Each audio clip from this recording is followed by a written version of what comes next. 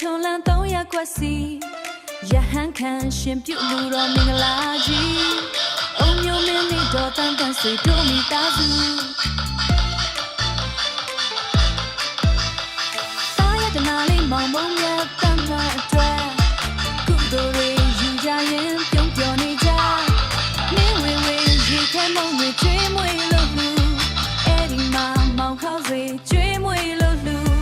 ရင်ထဲမှာအေးမြခြင်းမိလားအခုအိုက်တာတွေမေးလိုက်တော့အခုပဲဒီမှာငါလိုက်စမ်းပါငါတို့ရှိတယ်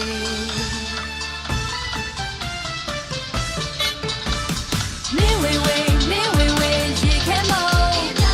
မင်းဝေဝေမင်းဝေဝေကုသိုလ်တွေလည်းရရှိသွားဒီရတနာကရှယ်ပဲဟဲ့ငိမ့်ဆက်စွာပဲစားကြစို့ငိမ့်ဆက်စွာပဲစားကြစို့တာဒူတာဒူတာဒူ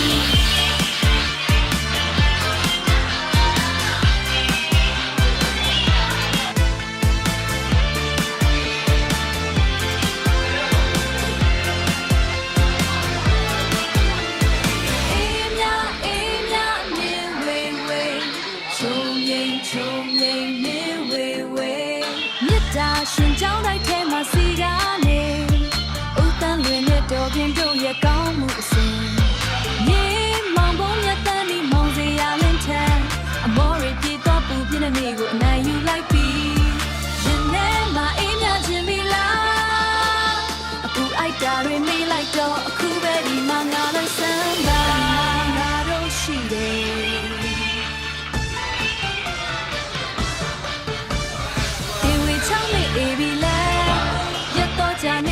မမေ့နိုင်တဲ့လူတော်ရန်လေးစေတနာတွေလဲဝေဝေ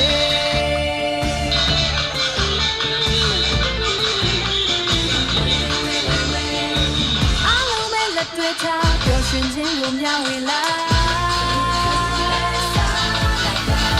မင်းဝေဝေမင်းဝေဝေရေခဲမုံ